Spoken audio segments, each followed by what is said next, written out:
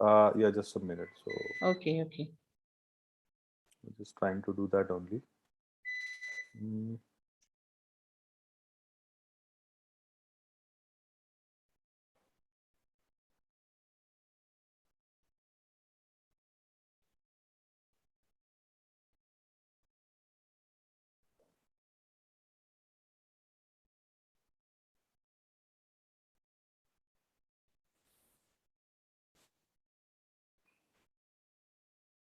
Some privacy issue in my laptop.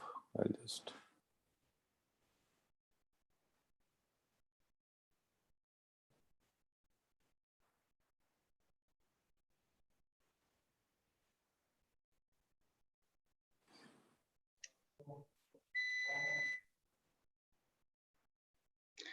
Any problem from our end, sir? Not from your end. In Okay. fact, I have a couple of laptops. So one laptop doesn't have the camera working. So I just switched on to my MacBook, and there's some privacy Okay. problem. I'll just Okay, sir. update it. Yeah. Fine.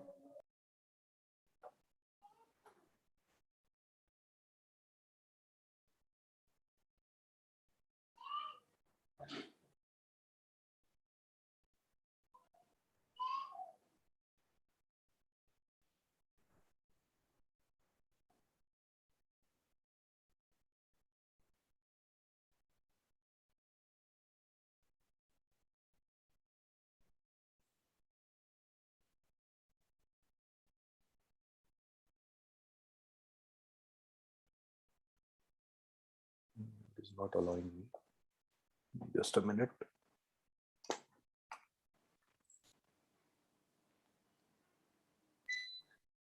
Take your own time. Yes, I'll just switch over to my laptop because now I guess everybody has seen my face, so it's not that pleasant. So I'll better move to the presentation. Switch off your and video. No problem. You can switch off your video now yeah. and share the screen. Okay, fine.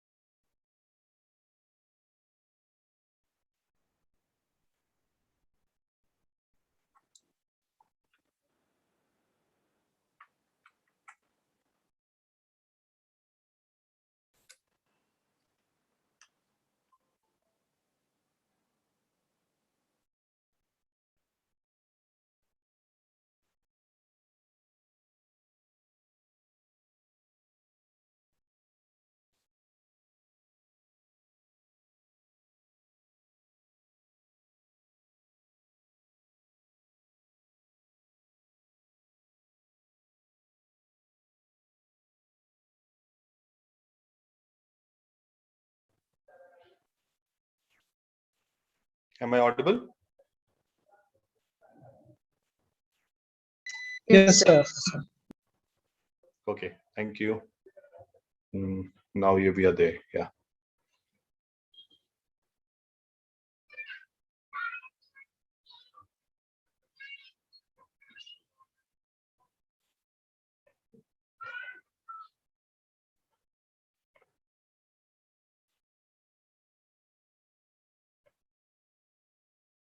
Okay, I hope the screen is visible. Yeah, yes. Yeah, sorry for the inconvenience. So It's we are not always not a problem. more use of technology. We are always fighting against it. Yeah. So Yes. okay, so so I'll be talking about specific use of IoT in agriculture. And so we'll be talking about the use cases. We'll be talking about IoT in general also, because I hope this session is already on. But since I will still cover couple of slides on general definition of IoT and its general applications in our day-to-day lives. And I will be very brief and precise. I will be using more examples. I don't want to be make it a lecture or a very boring session, right? So let's move forward.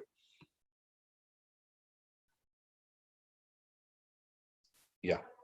So what I'm trying to cover today is definitely, what we talk, how do we define IoT, the actual definition of IoT, or, how do we actually implement it? Why do we need IoT in our day-to-day lives and applications? Then definitely IoT in agriculture. Then I'll talk about new age farming, because the new techniques in farming definitely need a lot of technologies, and IoT is one of it. Then the obviously the application and architecture, how it is used in farming, and also how we are deploying as a product in specifically in the protected cultivation and the soilless farming area. And I'll also give you a live demo of a dashboard, how the data comes in, and how the application works, right? So this is what I'm trying to cover today. So now when we talk about IoT in agriculture or use of technology or new age farming, right? Why do we actually need technology, right? So farming is traditionally done in a very old fashioned way in India specifically, or many other developing countries. And people have been using very traditional ways to farm, and the way we get organic stuff, soil based farming and all, right? But we need to understand the background, right? So we see a lot of papers coming in from different big accredited organizations. So UNICEF, WHO, a lot of organizations are working on this sector, how we can make it more sustainable. So that's why I have put these some points here, so just to create the base, right? So I will just read out. By 2050 the world's population is expected to grow another 2 billion. We are at about 9.7 billion right now. So another 2.5 billion would get added by 2050. So next 20-25 years, right? Now we see a lot of industrial development, urbanization, right? Due to a lot of factors, pollution, underground water issues. So the cultivable land is decreasing every day. So that's a fact, right? Now even the experts say that the earth has lost one third of its usable land in last 40 years, which can actually be cultivated, right? So we ultimately need a system which gives us the food security, right? So we have the limited land, we have the shrinking land, but we need to increase the output, increase the efficiency and produce of the farms, which can only be done by using better techniques, better technologies, automation, and that's how IoT comes in, right? So this is very much important so that we can guarantee that the people are not starved, people get the right to their basic right to food, right? So this is something very important. So that's why I'm just trying to create a base here, in terms of why we actually need to have IoT in agriculture. Now, I will just go to some basic background. What is IoT? So, we every day we talk about this definition, this terminology. What does it actually mean, right? So, IoT is an abbreviated form of Internet of Things, right? So, in short, anything which can be connected to a network or internet, any device, any machine, any sort of infrastructure, any sort of object which can be connected to internet can be called an IoT device, right? So this is a broad terminology given to every object or device that can relay some information. So it can pass on some information, it can give some data, some sort of useful information over the network, primarily internet. So as I mentioned, IoT is not a very old terminology. It was first coined in 1999, and last 5-7 years it has gained popularity. So we talk about IoT. A very basic example is our smartwatch. So that's a classic example of IoT. So the smartwatch takes our health data, critical health data, passes on through our mobile phone through Bluetooth or through the cloud network, and then the cloud network does analysis of the parameters and then gives us some logical output. Whether okay, your health is good, you are not taking these many steps today, this is what you are a deficit in, right? So all those things. So this is a classic example of IoT. So the Internet of Things describes networks of devices that are embedded. So you have sensors, we have applications, we have embedded systems, we have different cloud technologies which are bundled together and work as a complete solution for the purpose of connecting and exchanging data over the internet. So as I mentioned, these devices range from ordinary household objects, let's say typical our air conditioners, our refrigerators, or our sound bars and all like Alexas and Google boxes, and also goes to the sophisticated big time industrial machinery tools, big earth movers, in fact aeroplanes, ships, All these are IoT enabled today. So if I see today, we have about 9 million connected devices, which are IoT devices technically. And this number is definitely going big time, growing big time. It is going to be about 12 billion by end of this year and about 22 to 23 billion by 2025. So we see in and around us, any small or big thing, something is connected, something is IoT enabled. Whether we realize, we don't realize, we are in a connected world, we are in a connected society. So from our cars working on, the Android CarPlay or the Apple, the softwares, which just connect to our phone, gives us location data, it gives us engine data, everything is IoT in and around. So anything which is connected, so that's we talk about IoT. On the right side, I have put in a small diagram so which talks about how IoT is everywhere. So our homes, our cities, government talks about smart cities, all IoT connected, public security, transportation, logistics, a major application in logistics, you see GPS tracking of cold storage products, tracking of vaccines, everything is done on IoT devices. Agriculture, which anyway we are talking about today, smart environment monitoring, again big use case. Smart grid, lot of big energy companies, the power suppliers, the water suppliers are using metering, which are IoT enabled, and also doing these SCADA applications for controlling the grid. Smart industry, obviously industrialization was the first to actually adopt IoT. And then obviously healthcare, again a big adopter of IoT in today times. So now, so we see, okay, there's a lot of good things on IoT. Things are connected. Now, why actually we need IoT? How does it help us, right? So I would just try to cover 5 brief points, right? So whenever we connect a device to a network or to internet, so we give a lot of data. The device, the last mile device or the sensor gives us a lot of information and data. So it can be a temperature sensor, it can be a light sensor, it can be a humidity sensor. It constantly gives us insights or data, maybe in raw form or processed form, for a particular action which is doing. So let's say temperature sensor, it's in a room, it is constantly monitoring the temperature of the room, right? So we get a lot of data which actually gets stored somewhere, and it helps us to analyze and do decision making. This data helps us to monitor and track. So if I want to monitor the temperature of a particular area or a room, I constantly do it through a connected temperature sensor. And I also track things. Let's say if there's a moving device, I can have the lat long through a GPS controller, and I can have I can have my fleet management, for example. Then getting the data, doing the monitoring and tracking ultimately helps us to automate the things, automate the processes. So for example, if I have an air conditioner in the room, it has a temperature sensor. I define if the temperature is above 24 degree, it will automatically switch on. So a logic is defined, an automation happens, and the AC automatically starts operating at 24 degrees. Similarly, I can put a cutoff range. If the temperature is 21, it cuts off. So a process is automated based on a sensor and on a process. So this can be done locally, this can be done from cloud, this can be done remotely. So a complete use case of IoT, simple use case of IoT is there right at our home, right? Now, when we do automation, it obviously increases our efficiency, right? So these devices, the lot of sensors in the systems, use of machines, programs, applications helps us to use our resources well, decreases the cost.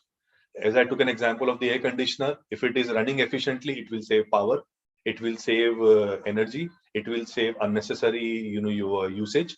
So obviously, it will increase the overall efficiency. It will save my time also because I can automate things. I don't have to worry about the temperature of the room that way. And end of the day, a better quality of life.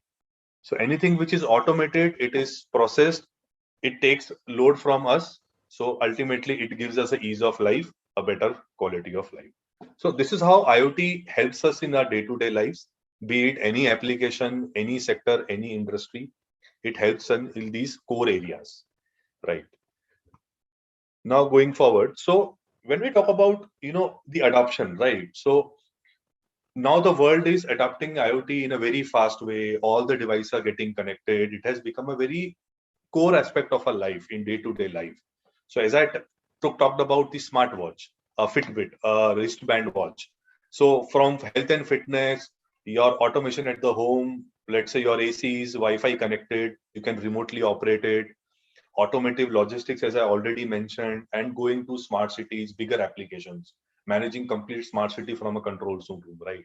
So there is a wide adoption of this, technology, use of connected devices, and this is not only the future; it is our present. Today, if I realize, we look around, there are so many things which are already IoT enabled, right? Which we don't realize, we don't characterize them, but it is already there. Now, coming to IoT in agriculture. So I'm in this industry since quite a long time. We are, working closely with farmers. We are closely working with industry people. I personally strongly think that IoT has the biggest use case in agriculture. You talk about any sector, maybe the transformation that sector gets by using IoT technologies is to an extent. But agriculture is a sector which gets the most benefit out of IoT, because in every aspect of agriculture or farming, you have a use case. Whether it is water monitoring, soil monitoring, weather monitoring, your crop monitoring, pest control, fertigation, nutrition control, watering the plants, drip control, you name anything, you have a use case in agriculture. So IoT, I think, is the best example if you want to see the implementation of, or, actually, using this technology to the best. So agriculture is the best use case.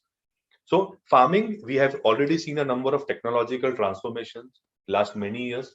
Countries like Israel, they have been very early adopters. Most of the countries in the world follow them in terms of the technology and the automation they use. In fact, they don't call their field farms, they call their factories. So even they have robots, they have drones who, do everything from germination to harvest and everything. So that is the level of technology which is getting into farming. So now, by using various agriculture gadgets, machines, tools, sensors, we have actually gained better control over the processes, be it, farming, be it growing some crops, being managing our cattle, livestock, monitoring them. So you must have seen, the cattle, cows with the what you call RFID tags, which monitor their health, monitor their movement. This is all IoT. Right. So ultimately, it helps to increase the efficiency, make it more predictable, and, improving the overall standard, and also increase the produce. So whatever is grown per acre, per hectare, you get a better yield, better output by using IoT technologies. So as I mentioned, by using IoT sensors to collect environmental machine data, farmers can be more informed. They can have better decision making, and it can also improve the way they work.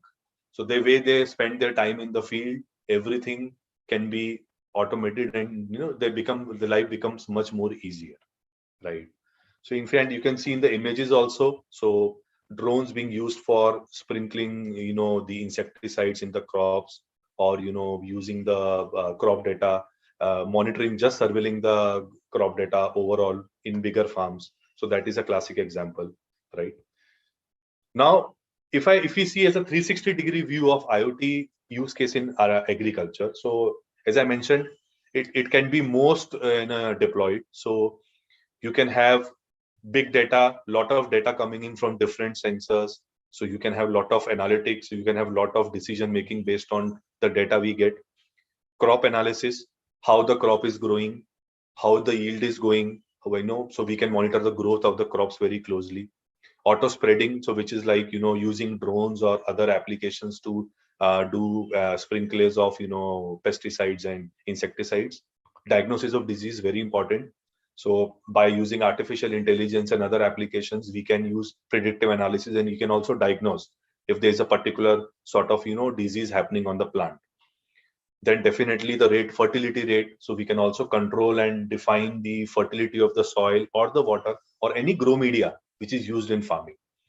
Water management, very critical. So as I understand, most of the states in India, we are facing problem of underground water, right? And agriculture in India typically uses a lot of water.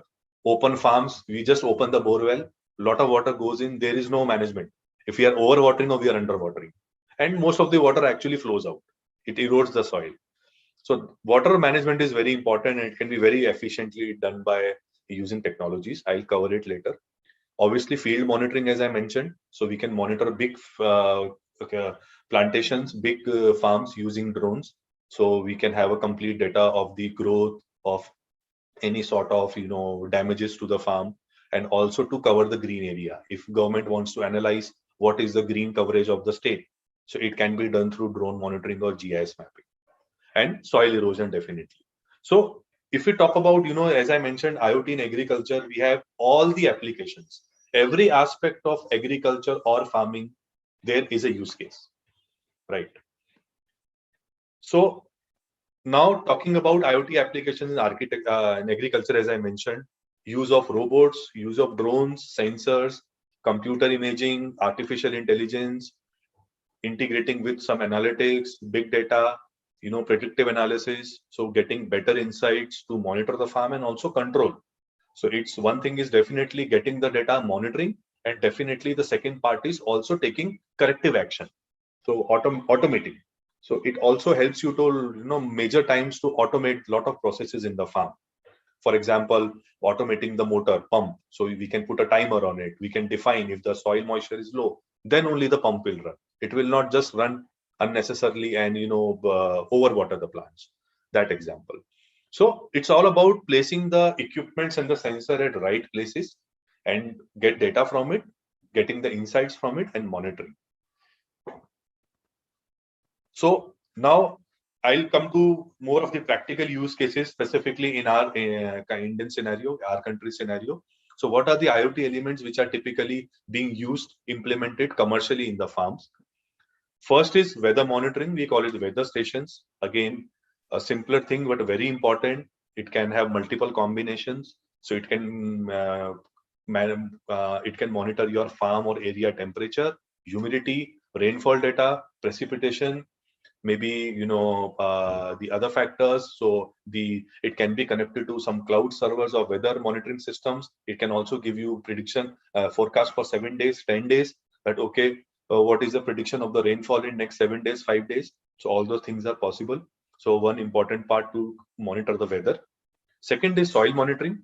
So whole lot of soil sensors are available off the shelf, integrated, which can monitor the electric conductivity, the potential hydrogen, moisture, the temperature, and also the NPK, the fertility of the soil. That how much nitrates, phosphates, and potassium is there in the soil, which are the core minerals required by the plants to grow. So all this can be taken. That okay, if I am low on nitrates, I need to add urea. I am low on potassium, I need to add a particular nutrient in that form. If I'm low on moisture, I just need to throw water. So all those informed and precise decisions can be taken based on the data. Then water monitoring again. So now we are talking about new age farming where water is becoming very critical. So soilless farming, we call it hydroponics generally, or vertical farming. So that is becoming very popular even in our country. So there everything is on water. You don't have any soil to grow. So then your water management becomes very important. So you have to monitor your water electric conductivity. So that's a measure of your fertility, of your nutrients in water, the potential hydrogen. So the capability of water to carry the hydrogen ions so that the roots get the right aeration, and obviously the temperature, because at the root level, if the temperature is very high, the plants will die. If it is very low, it will not grow. So these are some critical parameters in the water monitoring. And then overall as a crop monitoring, so maybe use of drones for cultivation, for monitoring the overall cultivation, doing pest control, doing the mapping of the fields, doing a survey. So a lot of applications. So these are some core, IoT elements which are being implemented at a very vast scale. It is being adopted by, new age farmers in a very rapid rate, specifically in our country. Definitely outside India, it is already very matured stage now, right? So since I talked about, new techniques in farming, so right, so that's why it is becoming more technology intensive, right? So when we talk about new age farming, so, when we adopt new ways of horticulture, specifically growing fruits and vegetables, so people are adopting greenhouses, polyhouses, or protected cultivation. So there it becomes very important to implement the right set of technology so that you can get the right produce at the right time. You can grow crops in off season. You can have a crop year long. Seasonal crops can be grown year long. So all those things can be done. And also specifically post COVID, if I say, the end consumers like us have become very aware and very health conscious. Now we want to know from where my vegetables are coming. Are they insecticide free? Do they have some residue? Are they grown actually organically? So we want to know the source also. So when we talk about this urban hyper local urban culture or farm to fork or farm to plate concepts, where we talk about urban farming, so we know that okay, this produce is coming from some nearby farm. So I know the source of the product from where it is coming. So all those things become very important by implementing all those new technologies. Then again, the one big sector is, as I mentioned, off-season crops and use of exotic vegetables, which is again gaining popularity. Lettuce, varieties of green leafy vegetables. You have basil, all those type of salad varieties which are becoming very popular in the metros and the class A B cities. So this demand is increasing day by day.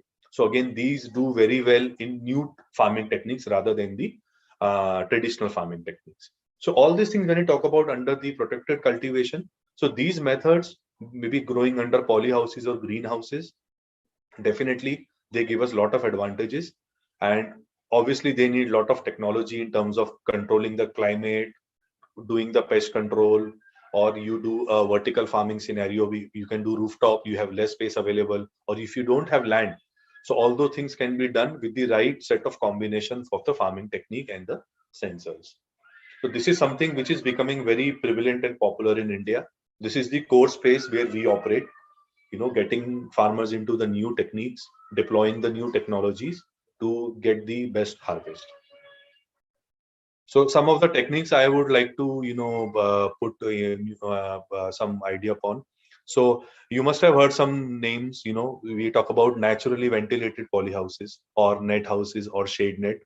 So these are typically, done to protect the crop from harsh weather conditions and also insects and pests. So this can be done on the soil crops also. It can be done on soilless also. So this is very prevalent in states where we don't have very extreme weather conditions.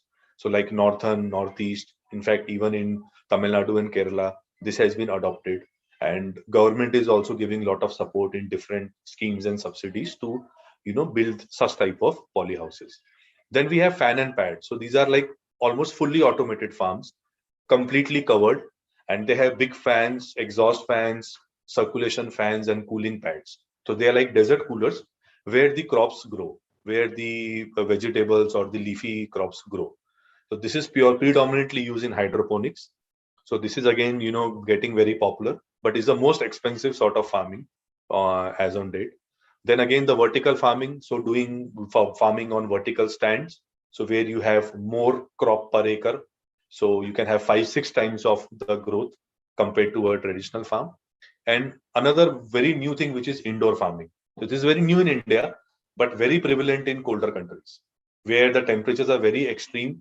So you have to create an artificial, environment for the plants to grow, for the crops to grow.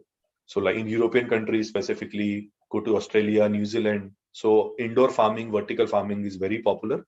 So where we use grow lights, artificial lights, and this is can be done in containers. It can be done inside the rooms where you have to control the temperature, humidity, the CO2 of the room, and accordingly the growth can be done. So this is some the techniques which are getting popular, which are being highly adopted in nowadays, and this has become a very good sector to venture into if people are willing to become, entrepreneurs, getting into entrepreneurship and taking farming as a business. Because see, predominantly in India, we talk about farming means farmer getting buried, he's not earning money, we have issues with MSP, minimum support price, lot of issues. So we don't see farming as a very lucrative or profit-making business. But definitely, if we get into the right set of technology, right set of farming in the right set of area, we know what we are growing, who is buying, definitely is a very productive, very profitable business people can venture into, and people can, have their career in this line. Now, when we talk about IoT, so we definitely, there are different level of elements involved. So something on the ground, we call it the access level, something at the middleware, which does the controller or logs the data, and something which is at the core level or the cloud, which records, does analysis and give instructions, right? So this we call it a typical 3-tier architecture. So in IoT, it is the most way it is being implemented. So I'm just using a very simple diagram just to elaborate. So here we have a plant, let's say growing in a pot or let's say a grow bag. So we have a sensor which is attached to a small microcontroller. So this sensor is taking data of the pH, the TDS, the temperature and the moisture of the media, which is the soil. It is giving data to a gateway. We call it an IoT gateway in general, or a controller device, which processes the data, understands, converts into a readable, value, integer, and it sends to the cloud. And at cloud, we have an application or an analytic layer, which understands, which takes the decisions, and it also gives commands to the field. For example, if moisture is low, switch on the pump. If the pH is low, add some acid. If the light is less, switch on the grow lights. So all those actions, insights, which are taken care by the cloud controller. So this is a typical IoT architecture, which is available at a very you can say very small scale also. So very homegrown applications are also available where you have a mobile app which connects to a Bluetooth to a controller, and you have couple of sensors in your plantation system, and everything can be controlled with a mobile app. So anywhere you are sitting, anywhere on the internet, you can have information about your plant's growth, all those parameters which are being monitored by the system. So this is a very simple example of the IoT, how it is implemented. So I'll get into a more detail, a more technical stuff. So as I mentioned, the 3 layers.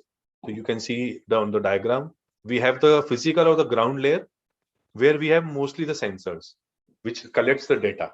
So be it the soil, be it the humidity, CO2 level of the farm, temperature data from the weather station, rain data.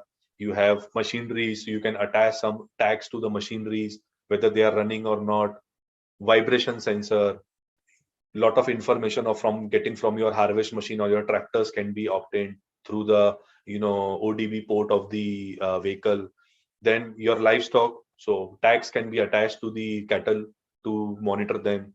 And also energy management. So again, energy management is becoming very critical nowadays.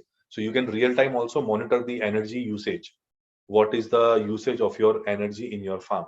Because as and when we go move with technology, we make our farms more and more tech enabled. It uses more and more energy, obviously.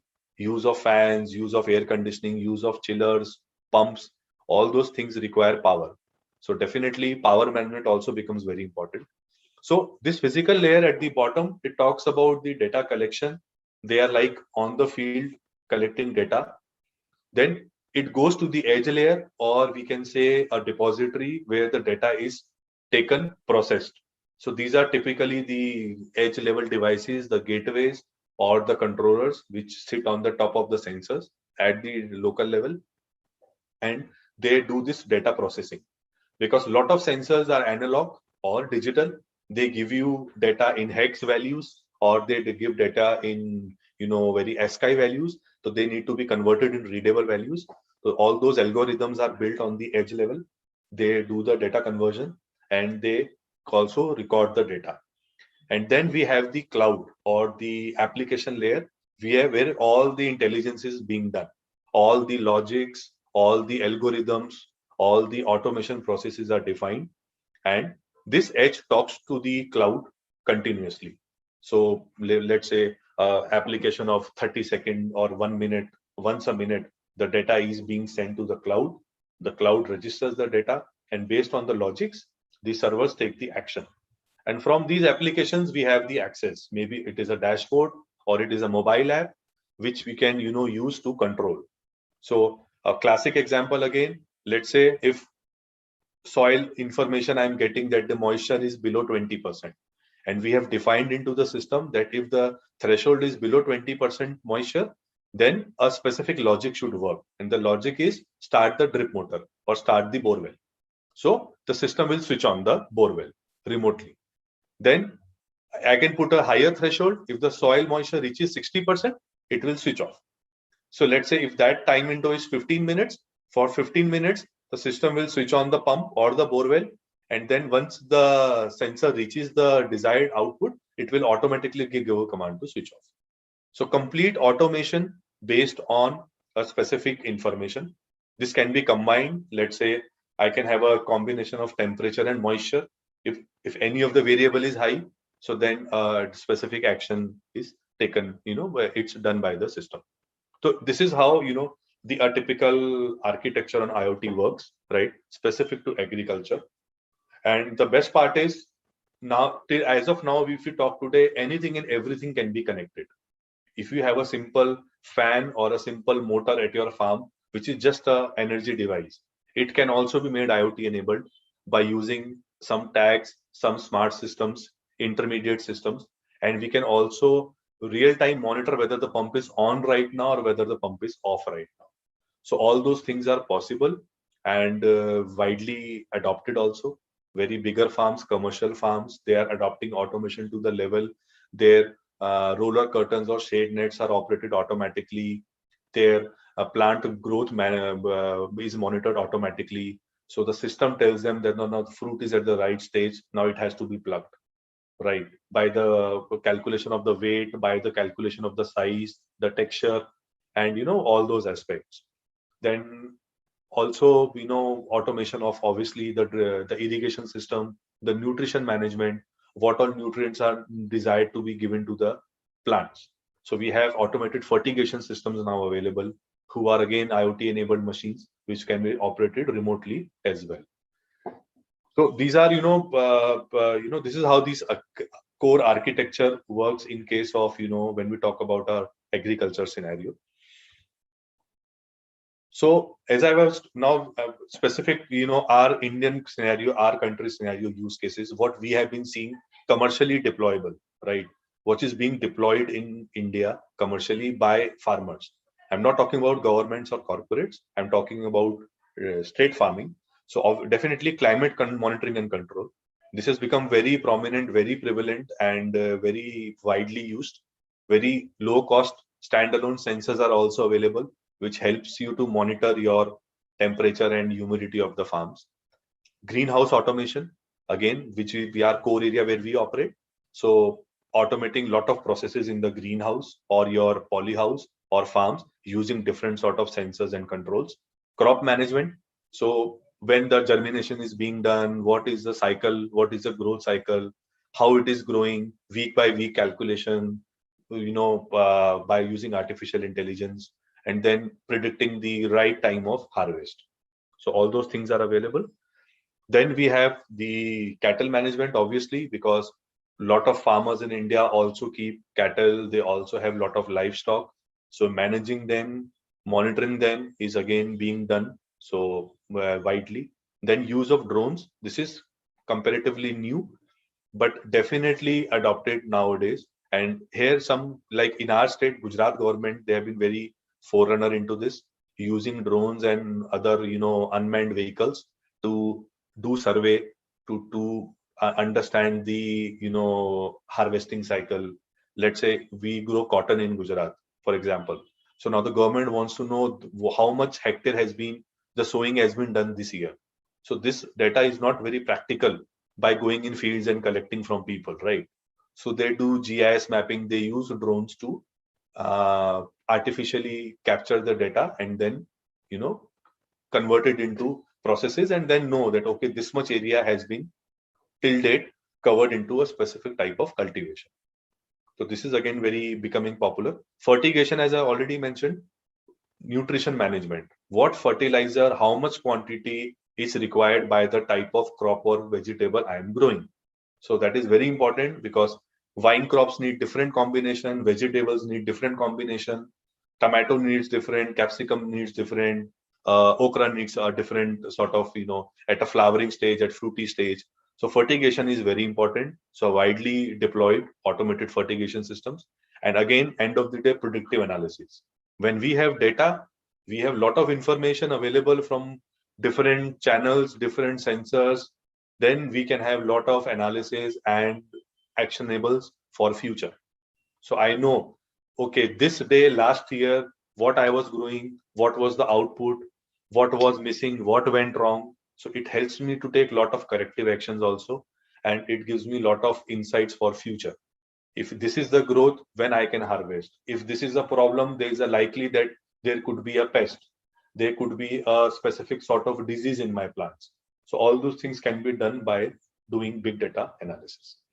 So these are something, some critical use cases which are, becoming very commercially popular in India, and most of the places we are also operating. So this screen shows the architecture, how we operate. So since we are also commercially deploying solutions in the farms, so this is how we deploy the solutions. So as I mentioned, there is a controller. We call it the automation controller. It connects to the cloud. We have a mobile app, we have a dashboard. So it connects to the cloud and it gives and controls all the information centrally. So this controller is connected to the electric panel. The electric panel does the energy monitoring and also controls the elements of the farm, be it the exhaust fans, the RO systems, foggers, sprinklers, the circulation fans, the motors and everything, right, on automation. Then it also manages the temperature and humidity of the farm through sensors. It also controls the dosing systems, which does the fertigation, which on the basis of the input of the pH and the EC of the water or the soil, it tells the dosing systems when to operate and how much to operate. So again, the fertigation or the dosing is automated, and also the water management. So pH, EC, temperature of the water, everything is managed. So it's a complete online control system. If there's a soil-based farming, a soil sensor can be attached. If there's a bigger farm, multiple sensors can be attached. So as I was listening in the previous session, somebody was asking a question about the soil sensor. How many sensors are required? So definitely, if you have bigger farms, you need more than one sensor to have different sampling areas. And then the data values can be averaged out. You can have individual values so that I know, okay, start of my drip system or irrigation, what is the value, and end of the line, what is the value which I'm getting. So we know if there is some deficiency to the last plant, the last crop, if is having some deficiency, we can always have a monitoring and the control over that. So this is how the IoT space operates in our scenario, and lot of value adds, lot of things. So through mobile app you can control remotely. You can switch on, switch off your pump. You can switch on, switch off your any of your appliance or equipment as a supervisory control. So all those things are possible, so on the touch of a finger. So this was more on the use of IoT application on the farming side. So I will also show you a live dashboard now, actually real scenario, how a farm data actually comes to the cloud from the sensors.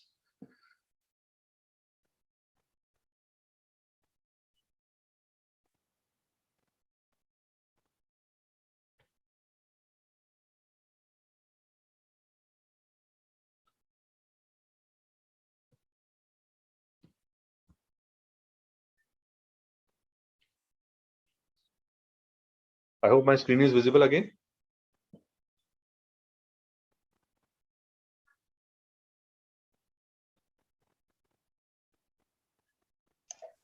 Yes, sir. Yeah, thank you. So this is it's a live dashboard which I am showing. It's of a farm. It's of a hydroponic 1 acre farm in Ahmedabad. It's a commercial farm, and so you are getting a live data of variable parameters which are being monitored in the farm right now. Although yes, some sensors are offline, so due to some reason, maybe some maintenance issue or something. So we, as you can see, we are monitoring potential hydrogen of the water. We are monitoring electric conductivity. We are monitoring water temperature, farm humidity, farm temperature, or also the power consumption, energy management. So all those things are real time monitored from the farm. Every minute, the farm sends data to the cloud. So you'll see that these icons are popping up. So whenever there's a new value coming in, it pops up and the value changes. So the real-time data comes in from the farm and is logged at a dashboard. Similar data goes to the mobile app also. So this gives you a one screen visibility of your complete farm, what is happening. And also it shows you the controls. So what all things are implemented and what are off or on right now. So this farm has a chiller for water. It has a fogger. It has a cooling pad pump. It has a water pump. It has exhaust fan. It has a auto circulation fan. So currently the exhaust fans are on. We have set a threshold of 33 degrees at the farm. If the temperature is above 33 degree, the exhaust fan automatically switches on. So there are some 10 exhaust fan in the farm, big 4 feet exhaust fans for circulating the air. There are auto circulation fans in the farm. There is a cooling pad which motor is on right now, which does the cooling of the pad, and the farm works on evaporative cooling. So you can see the values changing. What is the power load? What is the current load? Total power consumption till date. Since the farm was implemented, it has consumed 21,800 units of power. So you can immediately take out the value of power consumption also by multiplying with your unit rate, right? So all those things are real time. So whenever if something is going on and off, you get a real time information, and you can also have a supervisory control. So for example, if I want to switch on my channel pump, I can switch on. The system will have a delay. It will wait for 30 seconds as defined in the system. And it will first check the local logics and it will implement my control.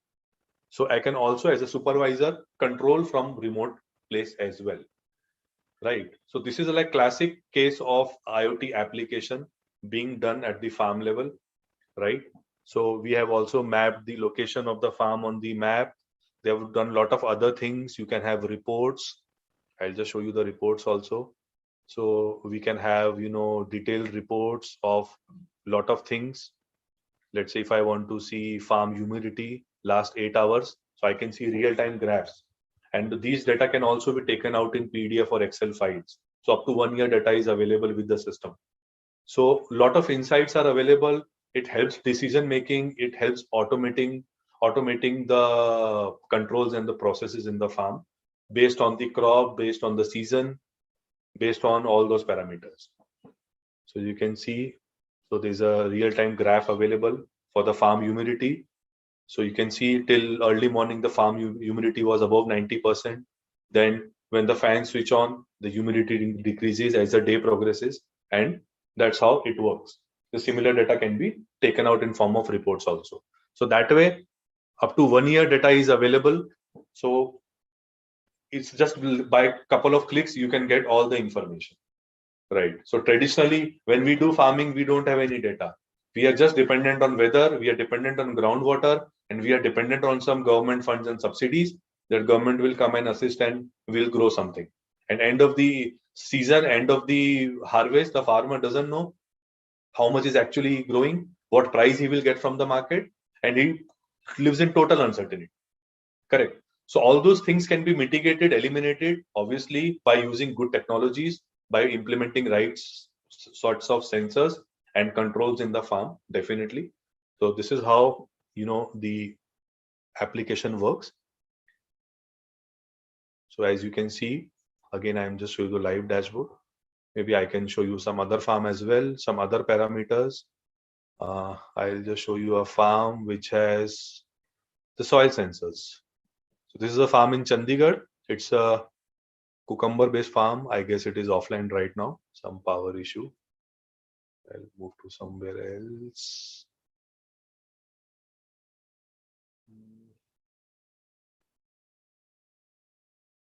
Okay, so this is a farm in Nagpur. So you can see potential hydrogen, EC, water temperature, farm humidity, farm temperature. And currently, again, farm temperature is above the threshold. It is showing red and it is automatically switching on the exhaust fan. Right. So these all controls have been built in the system. Logics has been configured case to case basis. And, then all those automations can be done.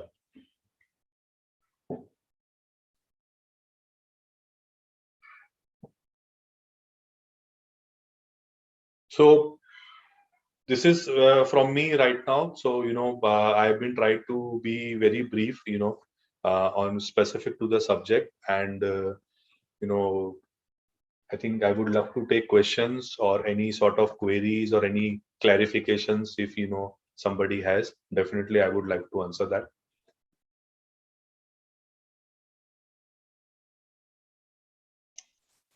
Thank you. I think participants can have a detailed discussion session now. You can ask your queries either using chat box or unmute yourself and ask.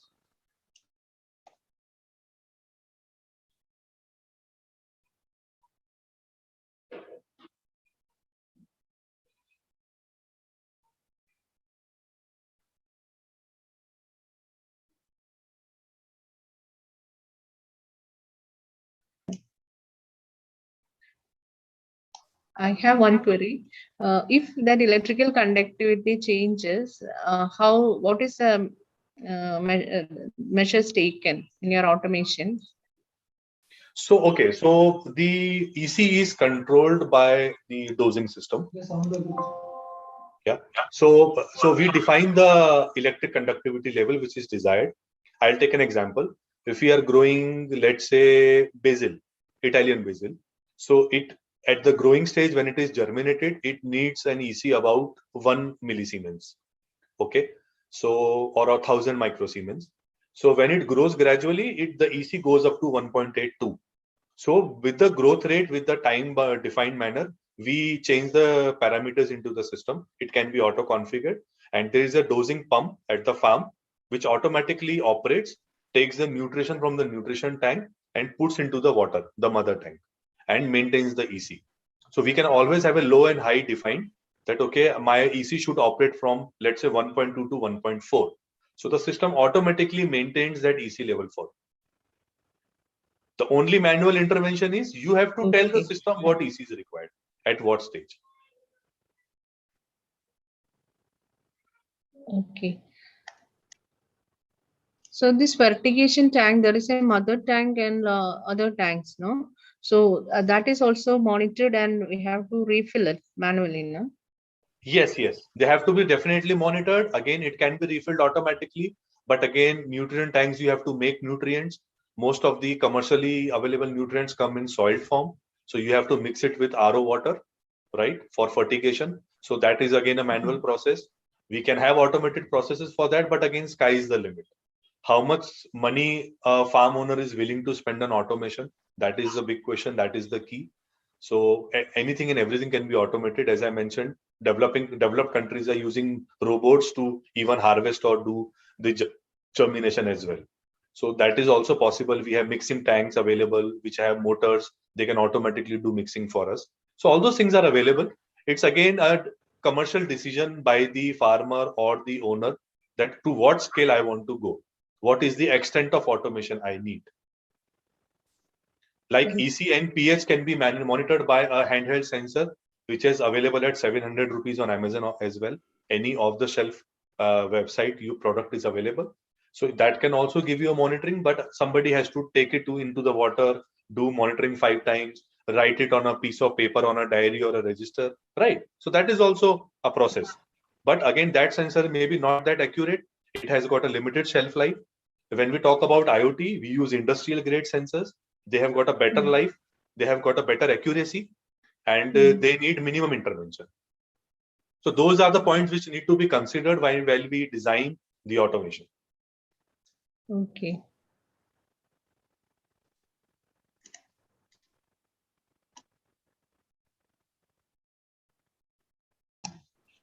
Sir, there is one more question. Yeah. Are there any sensors installed which will sense the quality of the yield? Jalpaban Pandya has asked the question. Are there any sensors installed which will sense the quality of the yield? So as such, there is no sensor to analyze the quality of the yield, but it can be achieved in different ways. So nowadays, a lot of applications are built. We are also working on it using a camera. So it is placed on, a specific sample crop or a fruit or a vegetable. and it uses artificial intelligence. It has a data bank. It analyzes the growth over the period of time. So let's say it's a 4th week of the fruit or the crop. Ideally, it is a harvest stage. So it will evaluate and analyze whether it is undergrown, whether it is actually ripened, it is time to harvest it, or there is some insect on it. So those things are do basis on visual analysis, because chemical or technical analysis is not possible, because we cannot put anything inside the fruit and check, right? So that way, the better analysis, obviously the visual analysis, which can be done through systems like high resolution cameras and software applications, AI applications, and also by the input we are doing. So let's say if you are doing soilless farming, we know there is no soil. So there is no soil-borne disease. It's grown in a protected cultivation, polyhouse. So there is no insect, there is no pest. So that way we can, derive that, okay, this produce is of a very good quality or residue free, or it is insect free. So there are different ways. It cannot be one way to predict or analyze that, okay, this produce is good or good quality, or its nutrition quality is good. Then it has to be sent to a lab. A fruit or a vegetable has to be sent to a lab for that analysis. It cannot be done at the farm. Okay, thank you, sir. Sir, I have one more question regarding the same thing. Yeah. Sir, as you said that you are still in the stage of developing it. So are you only going through the software, or else you are using any hardware like any other boards, IoT boards for the same purpose, sir? So definitely, we make our own IoT gateways. So whatever we are deploying today on field for the automation, so we manufacture our own IoT gateways. Sensors, definitely we import, because India is not that matured in terms of good quality industrial grade sensors. So like this temperature humidity sensor chips, these we import. We use microcontroller based systems, 80 mega, ESP32, Vroom, all those sort of microcontrollers we use for different applications. For the application which we are developing for predictive analysis and growth, which I mentioned, the visual analysis. So we'll be using a sort of camera, a 5 megapixel camera, sort of a CCTV camera, which we normally deploy. It will have an application layer at the back end. So the application will take a screenshot every 1 or 2 hours from the camera for a specific plant or a crop. And this application at the back end will analyze the growth, the color, the texture, the placement. It will have 10 or 12 parameters on which it will evaluate and analyze the growth. And then it will give you the output. Whether, okay, there is some insect, where there is some part which is, damaged, or there is not the right texture. For example, we have tested it on bell pepper, yellow bell pepper. So what is the texture, what time it is growing, what is the size? So all those things are being done. Okay, sir, one more last question, sir. Yep. Can we also check the amount of pesticides which are present on the fruit or on any of the vegetables which we are growing? Okay, so definitely it can be checked, but it needs analysis. If it is on the plant, it is very difficult to evaluate, because still it is taking nutrient from the core system. Still it is connected to the system. But what is there in the fruit, what is there in the vegetable, the level, it can be done at the lab level. Again, analysis is required. At the plant level, since the sector where we operate, we don't use pesticides. We operate in the protected cultivation farming area, where it is all covered farming. So no pesticide and insecticides are used. So in that case, whatever grows in our system is like nearly organic. It is residue free. So it can be tested in the lab for any sort of residue, lead free, or any sort of article which are parameters which should not be there in the fruit. Okay. Thank you so much, sir. Thank you. Thank you, Over sir. to you, host. Yes. So there is one more question in the chat box. Again, any sensors for detecting the plant hormones, hormonal level in the plants? Why somebody need to detect the hormone level of the plant? I will put a question first. Rajesh Kumar Pajoshi. If you want, you can unmute and ask. You can clarify your question.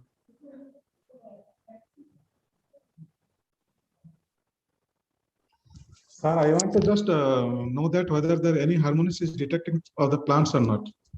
That's why I'm asking these questions. See, okay, so I'll answer it in two ways. So if I talk about using under IoT or any device or technology, it is not possible, right? So it's similarly like you extract a blood from the human and do a lab analysis, and then you take out different parameters or you check out different compositions which are required to be tested. So it's like a pathology laboratory which it does. So this is a lab level thing, right? But at the plant, at the farm level, there is no such a device or sensor in my knowledge which can tell you the hormone level or the composition of a plant. Yes, what you are giving to the plant can always be monitored. As I mentioned, the 16 elements which the plant needs, the three major elements: hydrogen, carbon, and nitrogen, plus the 13 micro elements, the manganese, the boron, the calcium, potassium, all those things we know we are giving to the plant, all minerals. So these can be monitored and given in the controlled quantity. But and accordingly the produce comes, because that is a natural cycle. But getting into the the biology of the plant is not our subject as such also, and in my knowledge there is no such device or sensor off the shelf available to monitor these things. Okay, thank you, sir. Okay, so, sir, yesterday there was one question from one participant. What are the sensors available for detecting the level of NPK sensors which are available? So can you throw some light into that? Okay, so see, NPK is measured at different ways. So one is the soil level monitoring. In water, you cannot measure the NPK independently, because the nutrients, once this dissolve in water, right, they start chemical reaction with the H2O, right? So only way to monitor the nutrient in the water is through electric conductivity. As and when your water nutrition increases, the electric conductivity increases. Higher level of nutrients in your water, higher level of electric conductivity. So that's always a combination. World over, if you do water monitoring, it has to be done through pH, potential hydrogen, and EC only. And if you talk about soil, definitely there are sensors available off the shelf, industrial grade. We also develop a couple of sensors. We have in fact a 7-in-1 sensor. You can measure the NPK level independent milligram per kg. So they do soil sampling. So if I put a sensor in the soil, it will do a sampling. Okay, how much nitrogen, hormone nitrate is available per kg? How much potassium is level per kg? How much phosphorus is available is to the soil, to the roots? Because these sensors are typically 5 or 6 inch long. They have spokes, so they can be just buried on the top of the soil. So they go typically to the root level of the plant. So ideally, you get what your roots are getting. You ideally know what your roots are getting access to. So that's the most direct way to actually monitor what is your fertility of the soil. And as and when you add any sort of fertilizer, liquid based or urea based or any solid powder based, salt based, it will ultimately go inside the soil with water, and the sensor will give you a real time information of the fertility. So for soil, definitely wide applications, and directly all the elements can be monitored. pH can be monitored, EC can be monitored. As I mentioned, soil moisture, soil temperature. So 7-in-1 characteristics of the soil can be directly monitored in agriculture application. For water, definitely NPK is not possible. Commercially, these sensors are not available. The work is being going on. There are ways to derive NPK from water, but they are very expensive. So they cannot be commercially deployed. Your farm will be at one side and your sensor would be at one side. So that's why they are not being sold, not being offered to commercial applications as well. Okay, one more question related to that. How much will be the cost of this NPK sensor, sir? This 7-in-1 sensor which you have? 7-in-1 sensor. So if you talk about the cost, what sensor we make, it is a connected sensor. Because see, ultimately the cost has got different aspects to it, right? So you can have a very low cost sensor available on Amazon also, because that is not a connected one. It's a standalone. Okay. Then the accuracy. Then what is the way it is calculating? There are different ways to logically calculate the value. So there's a method called TDR, right? Time division reflectometry. So there are different ways to logically derive the values, mathematically derive the value of the parameters which we are monitoring. So then the second thing is whether your sensor is standalone or it is connected. Now, when we talk about IoT, everything is connected. So IoT is just not like that you connect the sensor and it starts working, right? You have a set of protocols. You need to have a set of layers so that all the sensors and systems can talk to each other. So we also use industry level protocols. You have Modbus, you have CAN bus, you have MQTT, you have analog digital signaling. There are a lot of protocols, right, which are specifically available so that two systems can communicate. So similarly, a soil sensor will take data. It is all analog. It will process into it. It has a microcontroller inside. It has power. It takes power. It will process. It will take out the data in numerical form through a particular protocol, and it will give to the system, right? So that way, if I give you a cost of a 7-in-1 sensor, which has got NPK, EC, pH, moisture, and temperature also, it is somewhere cost about 20,000. 7-in-1 sensor. A basic moisture sensor will cost you about 2.5-3,000 rupees. If you add temperature to it, maybe another 1,000 rupees. So that way, you can have one sensor with different parameters. You just add a probe into it, a spoke gets added, and then again the cost escalates. So it's up to you what type of combination is required, critically required at the farm, or what is the wish list. Accordingly, the sensor can be selected. So as I initially mentioned, IoT is all about, sky is the limit. You can have drones, you can have your own aeroplanes, chart small, like what Israel and other developed countries do. Farmers have their own airfields, they have their own planes to sprinkle, insecticides and pesticides. So that is the limit. That is again use of technology. And again, using a small handheld sensor, like we have a TDS meter at home. If I have a RO system at home, we want to monitor the TDS of water. There is a 700 rupees sensor available off the shelf, right? It has a small screen, it's like a thermometer. So that is also use of technology. So we need to actually see what is the level of application required, what is the level of accuracy required. Accuracy plays a very important role in IoT. Thank you, sir.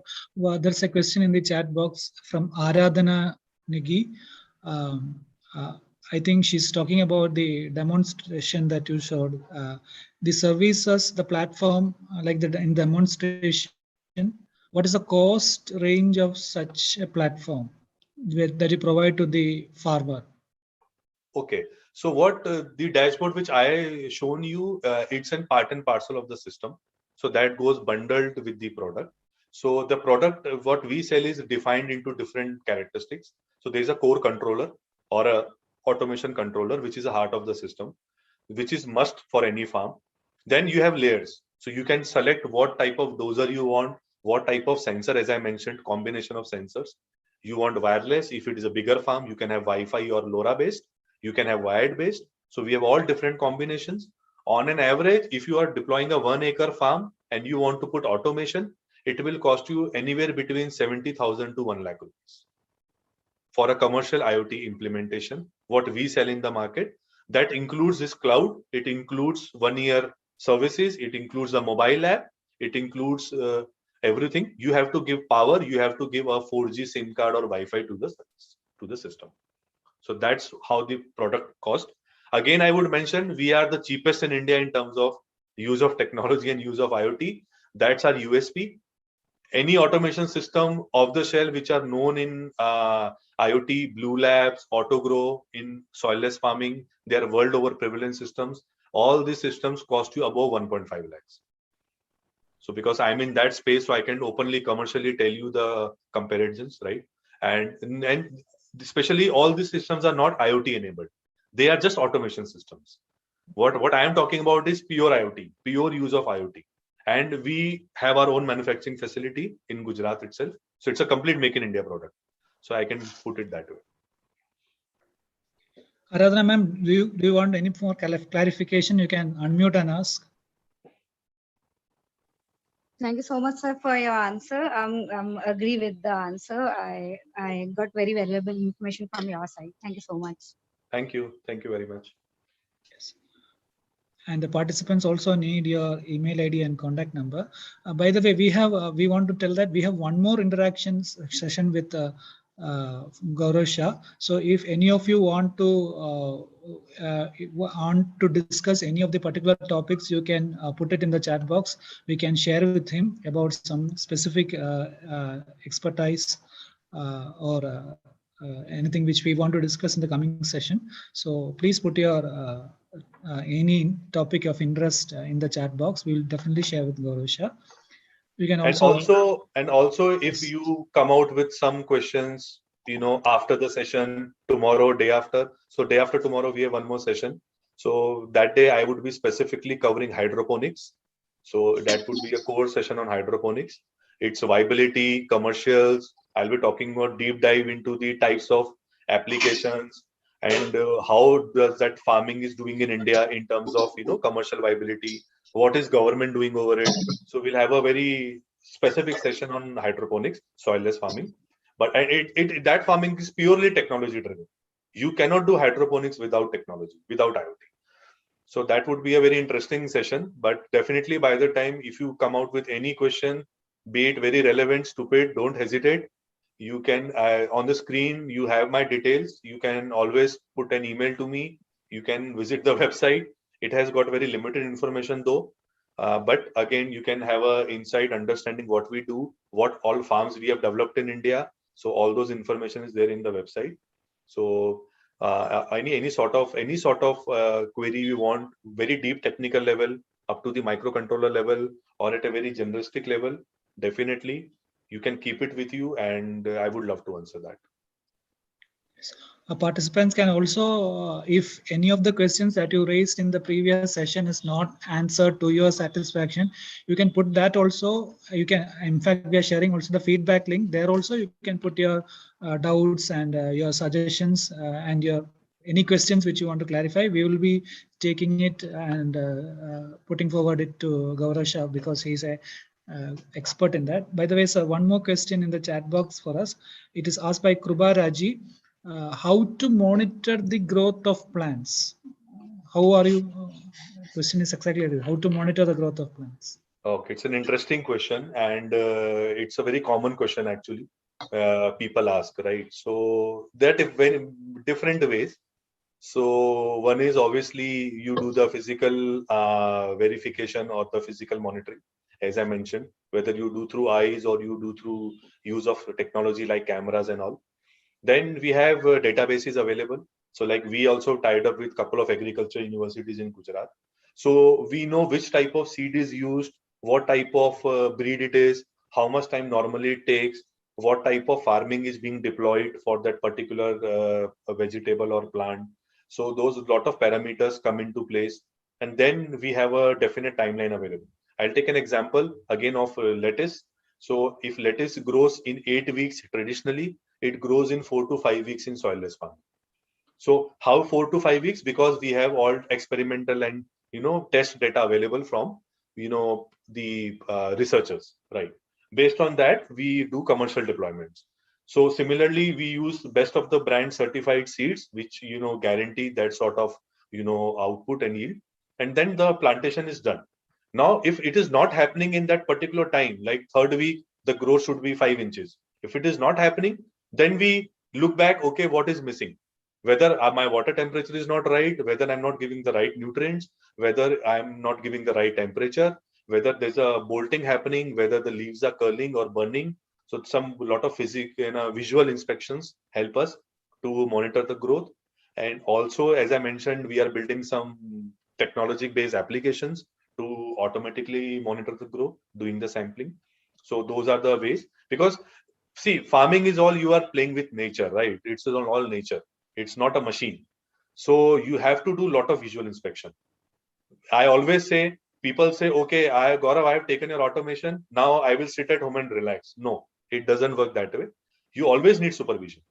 You always need to have somebody at your farm, whether it is in very closed area, whether it is in a very confined area, it is protected from all types of outside forces, but still you need supervision. There could be a power cut, there could be some intrusion, there could be, let's say, 1 hour a high temperature can damage your crops, right? So visual inspection is something which is very important. So that's why whenever we talk about new age technological based farmings, there's a wide demand for agronomists. So we don't get good agronomists in market. It's like 20 years back, we did not get good engineers in market, right? Today we are full of engineers, right? So everybody is an engineer. ECO, everybody has done EC, right? So that way, agronomists today they have deep knowledge in plant growth, plant, botany and all. They are hard to find. Good skilled people are not available. That's why a lot of people are giving consultancy services at high cost, for such type of new age farming. So the agronomist is the right person who is there at your farm, who does a visual inspection surveillance, and based on the variety, based on what we have sowed, what we have put in, we know the output. So that's the best way we do the quality check. Definitely use of technology, as I mentioned, use of cameras, use of a different sort of visual sensors. It can always help us to do the sampling, but not as a bigger level. I cannot just rely on a sensor and I can just go to sleep. That is not possible. Ma'am, is it okay I for hope you? it answers your question. Okay, sir. Get to get the detail, yeah, sure. To get the details from. Ma'am, sir, next question is from Elakia. He's asking, can we grow plantain on hydroponic systems? Can we grow? Plantain. Banana plantain. Okay, banana. Yes, banana can be grown, but not exactly hydroponics, because see, hydroponics as a farming technique is used in crops which have got small roots, not very deep roots. So that's why leafy vegetables are very effectively grown in hydroponics, because they have very small roots and they can just rely on directly on contact with water and they can grow.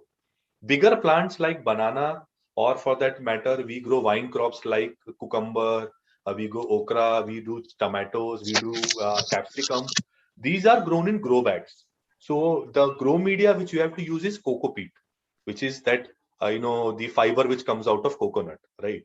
So the processed coco peat is used as a replacement of soil, and in that you can have big pot or grow bags about a meter big. You can put coco peat and you can grow bananas. 2 days back, I was doing a case study. In fact, if there's some depository available, I will share that. And it is a case study of growing bananas in soilless based farming. And that particular farm is doing very good, very well. And the output is also, because that's a very fundamental thing. When you do soilless farming, your growth is 3 times faster, because you are giving nutrients directly to the roots. So in bananas also, and in any sort of other fruity crops, your output is faster than the traditional farm. So your turnaround time is fast. You can use more seasons to grow, and that's how you increase the productivity. So bananas definitely can be done. And another than banana, a lot of research going on turmeric, ginger, the crops, the vegetables which grow below the root. So that is also being done. People are doing good experiments and people have come out with good output in India itself. So that is also being done. So definitely banana can be done, and but it needs a little more level of expertise and supervision. He has a continuation for that question.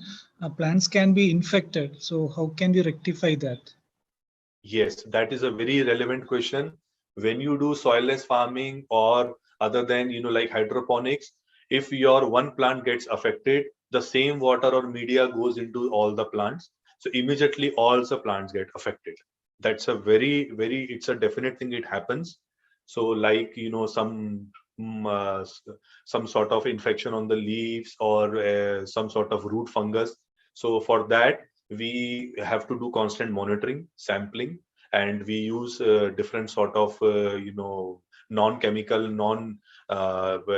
chemical based insecticides like neem oil, all those things which can be used mixed in small quantities with the water, so to avoid those sort of diseases. But yes, those diseases are very limited. The diseases which your normal organic plant gets in soil, there are numerous. But in soilless, they are very specific type of diseases which are easily identified by visual inspection, and it can be easily rectified. The best part is the plants give you very fast response. It's like taking an antibiotic, like you have a fever, you take a dose, and within half an hour your fever is gone, right? If that medicine is effective.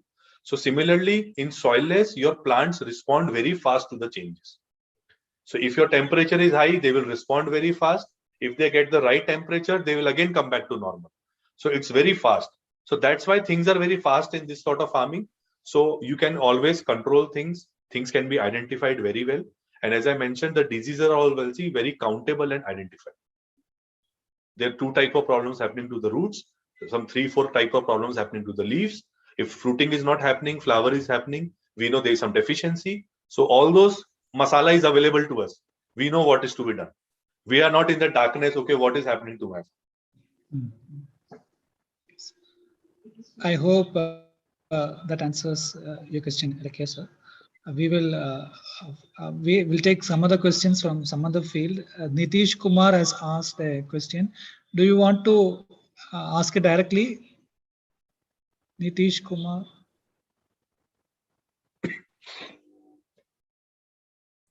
Hello. Yes. Yes. Sir, is it feasible for small farmers to have their own ventures through new technologies like IoT and whatever you talked about today? Definitely, yes. In fact, this is started by small farming only. Lot of people have rooftops, kitchen garden, right? They are doing this farming, at a very small level, 100 planter, 200 planter for their personal use, for experimentation, for understanding the technology. In fact, most of my clients who are doing commercially today, they started with a small setup. They first did their hands-on for 3 months, 6 months, did couple of cycles of the crops, grown, used, took feedback from people, and then they got into commercial space. So that's actually the right way to approach. If you are willing to get into this sort of as a business, as an entrepreneurship, I will not suggest you immediately go for 2 acres of land and start doing. Start with small, understand first, because see, there's no point doing a business which you don't understand. You don't do this business based on your employees or your agronomist. You need to also understand what you are doing, what you are growing. You need to understand at least the basics. So it's always good to start small. In fact, there are a lot of small planters available off the shelf, very low cost. The nutrients are available online also in bottle liquid form, these NPK solutions. You can always start growing coriander, spinach, very easy to grow crops. I'll give you an example. Take tissue paper, just put some water on it, make it wet, use some these coriander seeds, which are like put in water for overnight, put them into the tissue paper. 3rd or 4th day, you will see germination happening. No rocket science. You don't need soil, you don't need any nutrient, you don't need anything extra. Just a wet tissue paper tissue, you can start germinating your sprouts or coriander. So that is the, and in fact, it has been done in our homes. We go back, we see our oldies, our mothers, they're actually growing something in this fashion, right? So this is not something new. It is being done since ages, vertical farming or soilless farming. But commercially, it is being adopted right now, specifically in India. So the right approach is start small, do hands-on, understand the problems, understand the pain area, understand the advantages, then take a logical decision that, okay, you actually want to go commercial. Sir, I have a question for you.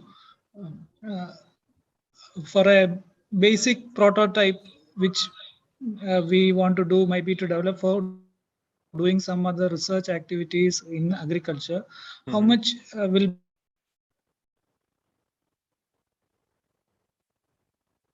be the cost that will be in a small area? So you're talking about the planters to do the plantation? Yes, for agriculture purpose, a small system. So you can go for a small setup of a 4 planter as low as 300 rupees. Okay, sir. And you can have 100, 200, 400 planter vertical A stands. So 5,000, 6,000 could be if is your budget. Definitely in your terrace, some small shade area, your back end yard of your house, you can put a vertical stand, A stand. You can search, it is readily available on Amazon and other websites. Lot of other agriculture sites selling it. in most of the cities and states also, and they give you a complete package. They give you seeds, they give you nutrients, they give you manuals, they give you small tank to store water and nutrient, and you can start doing it. They give you grow media, and they give you all the information. So it's very simple actually to start that, and I suggest that definitely we should do that. We should inculcate that habit of growing something at home. Yes. So what about adding some about that complete IoT setup also for a minimum level, as for a prototype? So for a minimum level, definitely you can have a Raspberry Pi or an Arduino based controller, small controller. For Arduino or Raspberry, you have sensors also available which are low cost, PHEC sensors or water temperature sensors. So you can even develop a small module or a board controller with a small screen, or it can give you a output on a web server on a maybe a laptop screen or a desktop screen, or just a 5-inch or a screen on the device itself. So those, and a lot of designs are readily available on the internet also. You can even search Google, lot of GitHub and all. You can have soil monitoring and irrigating systems. So a lot of DIY kits are also available, which can be implemented with these small setups for experimentation and understanding how the system works. So that is again very much doable. So for people who are obviously into that engineering side, who can work on microcontrollers, who understand C languages and all, who understand these embedded systems, they can even deploy at their home. The codes are available, the schematic files are openly available on the internet. So within a 10-12,000 rupees, you can develop your own small plant IoT-based farm system at your home. Okay, sir. Thank you, sir. Thank you, sir. I think we can wind up today's session. Gauravshah will be available on 10th, second session, 11:30 onwards. So we can have more discussion during that time. And I'm happy to see that we got the right person to talk with us today, to discuss with us today. Actually, I was searching for some agriculture farm. And I have invited 1 or 2, but they didn't respond. And I got this farm fluence through this link. I am searching now. So a recommender system, through recommender system, I got this link, and I contacted. Actually, I have got the farm fluence and one to Sharmeta, and he gave for the IoT. This is that person, Gauravshah's number, and he responded very positively to this talk. Now I think this talk would be very much useful to the participants who are interested in this area. And in our institute also, we are planning to do some kind of a prototype development, so students can apply, experiment with this IoT, and also they can see how they can do it in their home. So a new kind of culture we can inculcate into students also. So definitely we would be we are happy, sir, here to be here with us and sharing your knowledge. You're working in this field, so we are very happy to hear from you. Thank you very much. Thank you very much. It would be my pleasure, definitely, and I would love to share my experiences. And since I could say, since I don't come from the academic background, right? So I'll come with those things which are practical on field, right? So because we know the failures, we know the success stories on field, I can narrate places where the systems have failed, why they failed, right? So a lot of takeaways from that. And currently, the systems, this is being deployed and it's widely being demanded by different people. And post-pandemic specifically, a lot of people who are in core businesses who had land and money are getting into farming. So it's now become other way around. People are becoming farmers rather than becoming industries, right? So because now people are looking it as a business. People are looking it as alternate means where they can get into this, be close to nature. And obviously there are more advantages in terms of commercials, like there's no taxation, right? There are other things also. So that government understands, and in fact, central government and a lot of state governments are giving a lot of support and subsidies also. So that is also people should be aware of and use it very effectively, and get into this. With Okay. business. This is a So very, we- very good thing to do. Okay, thank you. Thank you very much for this session, Sujal. Thank you very much. So we had a good time, and let's Yes. connect again 2 days later. And again, if anybody has some question, so keep it with you. I would love to answer them. Could be relevant, it could be irrelevant, it doesn't matter. So it's all Sure. knowledge sharing. I am also gaining something, so it's all knowledge sharing. Okay. Okay, thank you. We'll Okay, see. thank you very much. Thank you. Thank you. Thank you. So participants, hope you had a nice time. Hope you enjoyed the session. Next session will be at 2:30. We will have Dr. Hemalata joining. So meet you at 2:30. Please join without fail. Thank you.